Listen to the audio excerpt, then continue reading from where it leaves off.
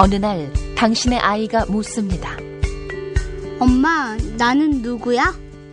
아빠, 나는 왜 재준이랑 달라? 그때 당신은 뭐라고 대답하시겠습니까?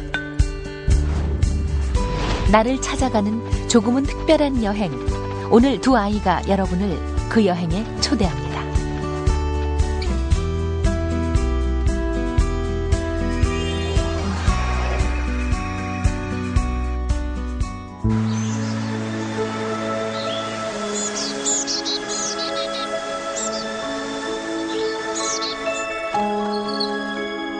나는 왜 이렇게 생겼을까요? 나는 왜 아빠랑 닮았을까요? 나는 왜 채소를 싫어할까요? 나는 왜 책 읽는 게 싫을까요? 나는 어떻게 해서 내가 된 거죠? 나는 무엇으로 이루어진 거죠?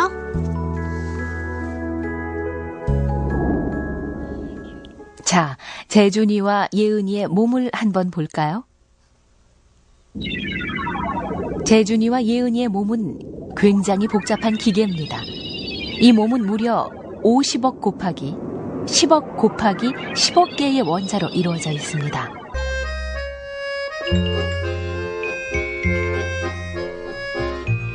최대한 단순화시켜보면 사실 인간의 몸 안에 있는 원소들은 별로 특별한 게 없습니다. 13가지의 원소만 있으면 됩니다. 아주 작은 곤충이나 동물들과 별 차이가 없지요.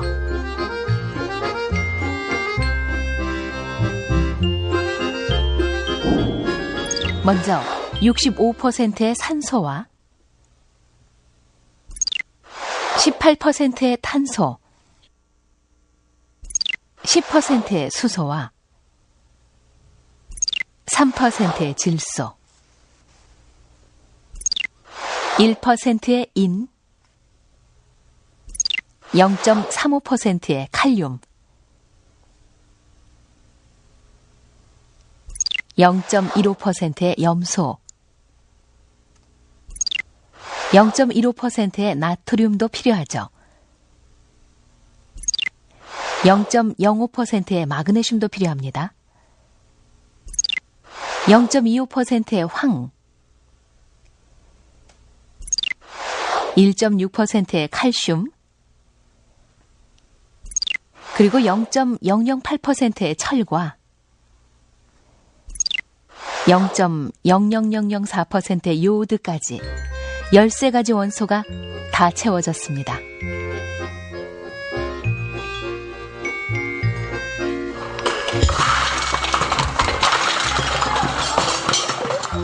그러나 이 13가지의 화학 성분을 섞어 놓는다고 사람이 되는 것은 아니지요.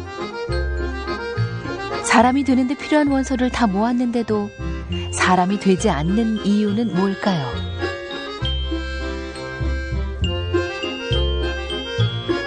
방향을 바꿔볼까요?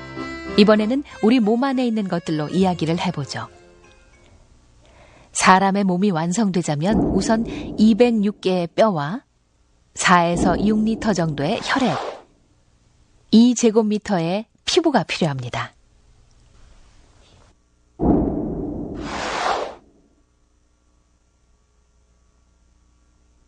약 500만 가닥의 털과 6, 7kg의 지방, 649개의 근육과 10만 킬로미터의 혈관도 필요합니다.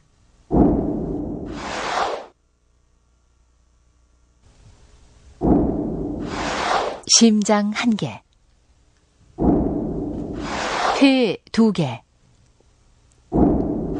신장 2개, 위 1개, 6, 7m 정도의 소장도 필요하겠죠?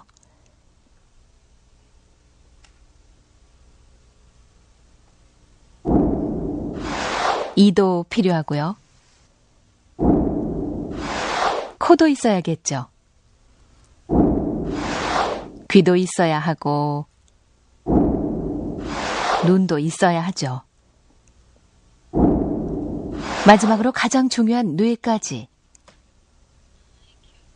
하지만 이제 재준이와 예은이는 이 기관들을 다 모아놓았다고 해서 사람이 되지 않는다는 것을 압니다. 해체하면 분명 이것뿐인데 왜 이것을 다시 조합하면 사람이 되지 않는 걸까요? 사람이 사람인 이유는 과연 뭘까요?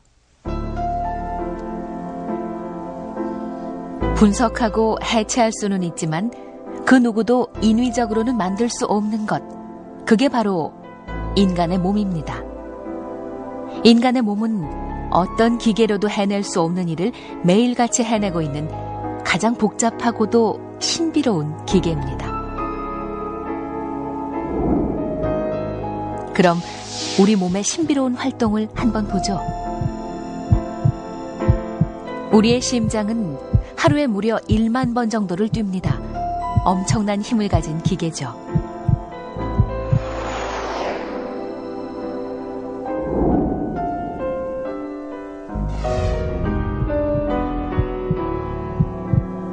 또 하루에 2만 3천 번이나 숨을 쉬지만 살아있는 한 단 한 번도 그 운동을 멈추지 않습니다.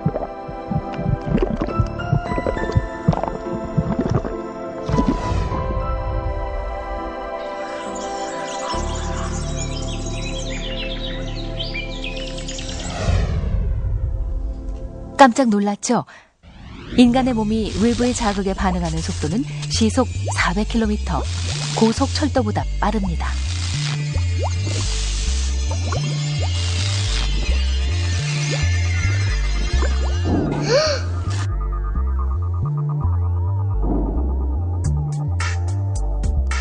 공기 중에 떠다니는 수많은 병균을 막아주는 무기도 있죠. 속눈썹, 눈썹, 솜털, 코털들이 공기 중에 박테리아를 막아줍니다.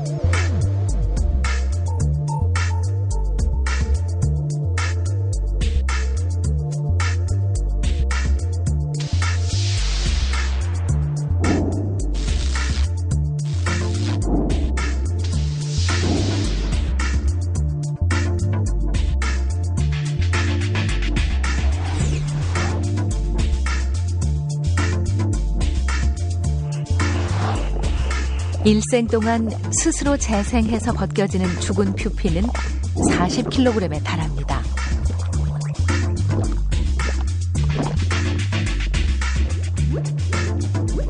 하루에 약 4분의 1리터의 땀을 분비하기도 합니다. 사물을 보고 느끼는 과정은 더 정교합니다. 시각, 청각, 후각, 미각, 촉각을 오감이라고 하죠. 이 중 가장 재미있는 것은 후각입니다. 사람들은 흔히 음식의 맛을 아는 건 미각이라고 생각하지만 그것은 착각입니다. 음식의 맛은 대부분 후각에 더 의존을 합니다.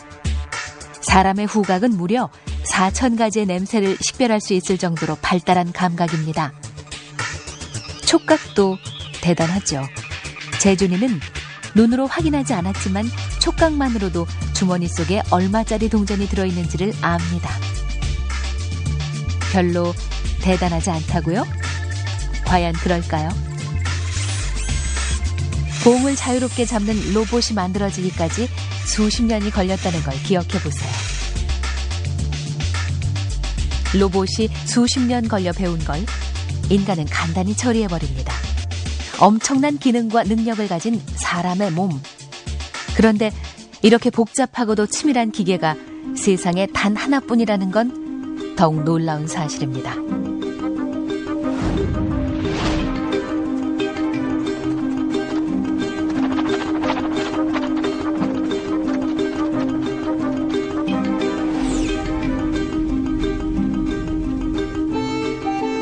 사람은 다 똑같은데 왜 저는 하나뿐이죠?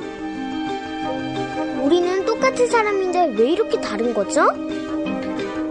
만약 예은이나 재준이 부모님이 예은이나 재준이와 똑같은 유전자를 가진 아이를 낳으려면 아이를 무려 1000조명 더 낳아야 합니다. 1000조, 그것은 불가능한 일이죠. 때문에 예은이나 재준이와 똑같은 유전자를 가진 아이가 태어날 확률은 거의 없다고 봐야 합니다. 우리가 세상에서 단 하나뿐인 사람이라는 걸 증명해주는 몇 가지가 있습니다. 먼저 지문. 이 손끝의 무늬는 세상에 살고 있는 60억 명이 모두 다릅니다. 모두 다 자기만의 무늬를 가지고 있죠.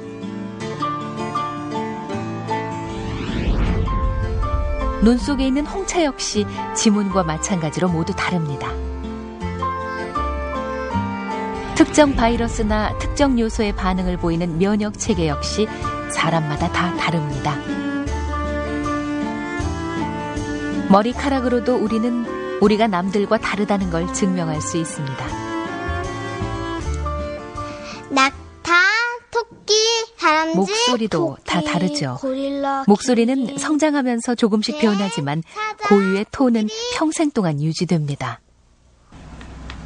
글씨체 역시 초기에 형성된 특유의 패턴이 웬만해서는 변하지 않고 유지되죠. 이런 것들만으로도 우리는 세상에 우리가 하나뿐인 존재라는 걸 증명할 수 있습니다. 저는 엄마의 고운 머릿결을 닮고 싶었는데 아빠의 곱슬머리를 닮아버렸어요.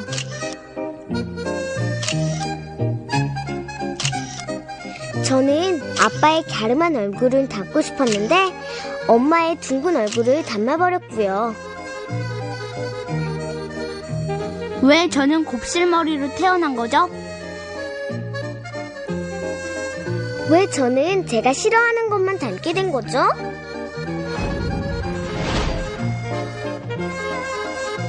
부모로부터 물려받은 그런 것들을 우리는 흔히 유전이라고 합니다. 함께 확인해 보시죠.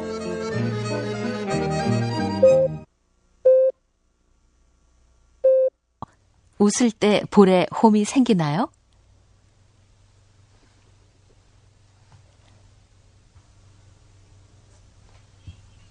엄지손가락을 뒤로 젖혔을 때 30도 이상 꺾이나요? 머리를 뒤로 넘겼을 때 M자 모양이 생기나요?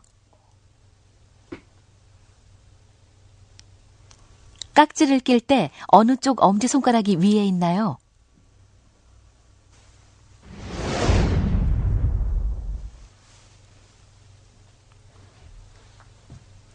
혀를 U자 모양으로 둥그렇게 말 수 있나요? 귓불 모양이 어떻게 생겼나요?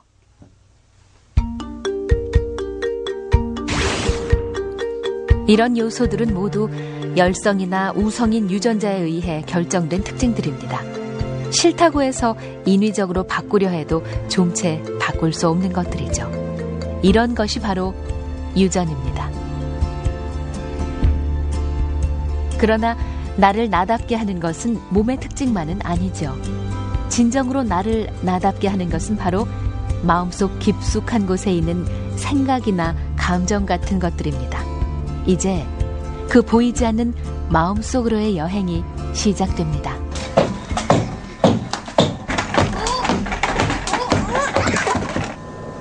오빠 왜 그래? 저는 가끔 예은이가 화가 났다는 것을 눈치 못 챌 때가 있어요. 그래서 실수를 하게 돼요. 저도 재준이가 슬퍼하거나 우울해할 때 그것을 눈치채지 못하고 실수할 때가 많아요. 예은이의 표정을 잘 읽으면 예은이의 마음 상태도 잘 알 텐데 그게 참 어려워요.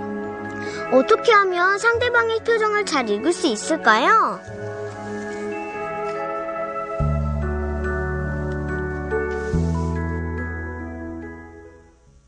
놀라지 마세요.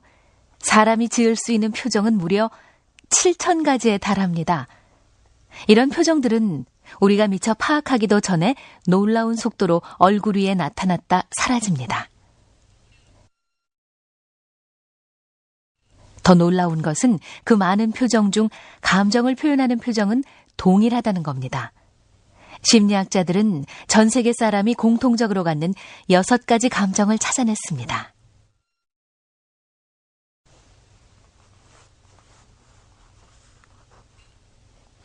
모든 인류가 공통적으로 가진 6개의 표정입니다. 기쁨, 슬픔, 분노, 두려움, 놀람, 혐오가 그것입니다. 기쁜 표정은 비교적 읽기가 쉽죠. 슬픈 표정도 비교적 읽기가 쉽습니다. 그러나 두려운 표정과 놀란 표정은 구분해내기가 쉽지 않습니다. 분노의 표정과 혐오의 표정도 구분해내기가 쉽지는 않습니다.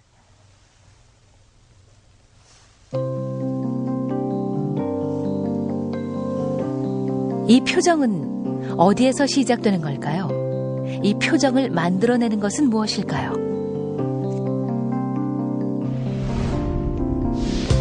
이제 몸에서 시작된 우리의 여행은 마음을 거쳐 가장 중요한 곳, 뇌로 향해 갑니다.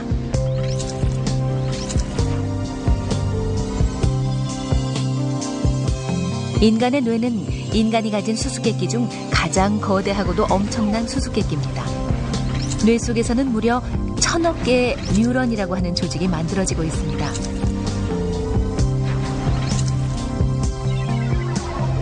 하나의 컴퓨터를 생각하면 됩니다. 하지만 컴퓨터는 만들어진 회로 이상의 것을 만들어내지는 못하죠.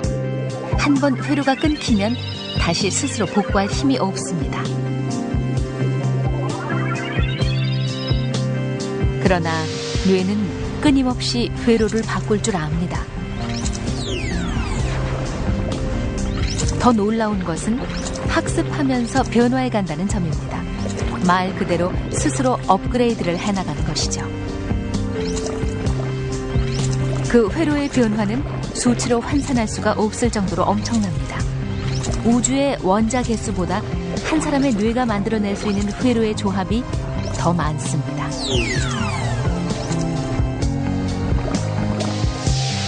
우리의 뇌가 얼마나 빠른 속도로 움직이는지 한번 볼까요?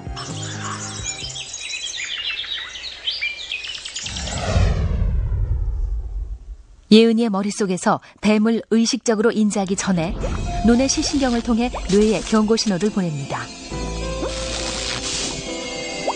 그러면 신호는 뇌의 시상에 도착합니다.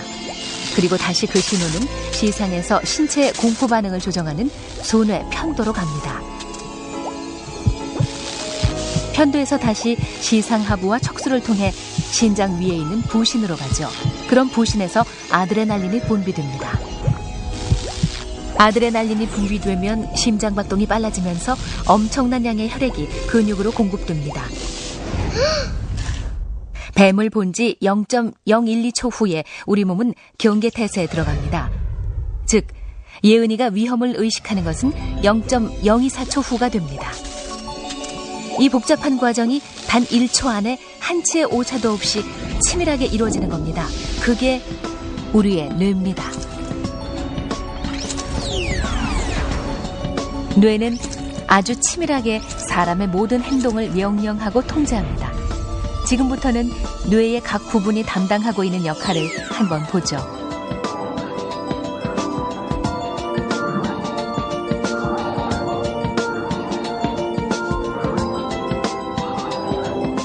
모든 가장 중요한 지적인 기능, 창의적인 기능, 종합적 사고 기능이 전두엽에 아주 가장 많이 몰려있다고 볼 수 있습니다.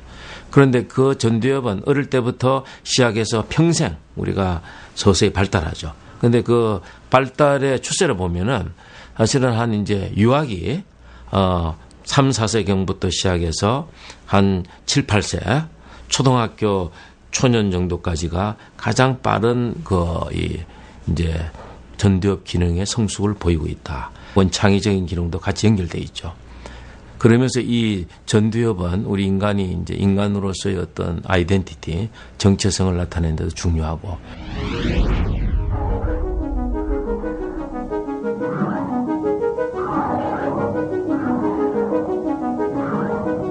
아인슈타인의 뇌라고 이야기하죠. 아인슈타인은 이 부위, 이 마르요베라는 두정엽 부위가 상당히 다른 사람보다 발달되어 있기 때문에, 그래서 두정엽은 입체 공간적인 어떤 상호관계, 사고를 이해하고 하는데 이제 중요한 역할을 하고,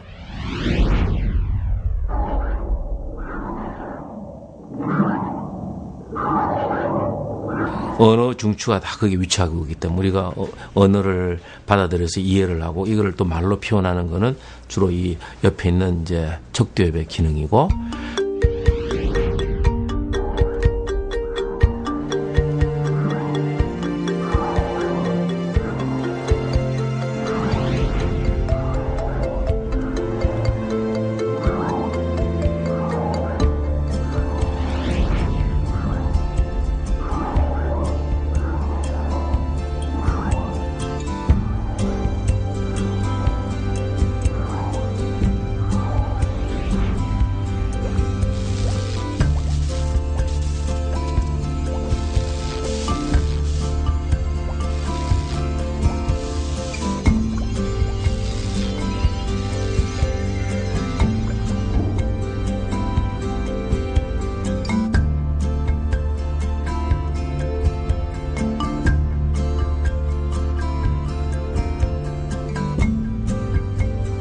인간만이 뇌를 가진 건 아니죠. 모든 동물에게는 뇌가 있습니다. 그럼에도 인간이 인간일 수 있는 이유는 뭘까요? 인간의 뇌와 맘모스의 뇌는 사실 별 차이가 없습니다. 차이가 있다면 단 하나, 전두엽이 활성화되고 안 되고의 차이입니다. 전두엽 형성의 초등학교 시기가 중요한 이유는 그때의 경험이 사춘기 때의 전두엽 상태를 결정하기 때문입니다. 청소년 시기에는 전두엽이 완전히 새로 태어난다고 말할 수 있을 정도로 전두엽의 구조나 또 전두엽의 네트워크, 그리고 시냅스의 형태, 또 세포의 숫자, 신경세포 자체의 숫자, 이런 것도 근본적으로 변화가 일어납니다. 그래서 12세부터 시작해서 한 17세까지가 전두엽에 있어서는 가장 왕성한 발달의 시기다, 이렇게 이해할 수가 있죠. 바로 그 살려두느냐 살려두지 않느냐를 결정지는 게 청소년기죠. 만약에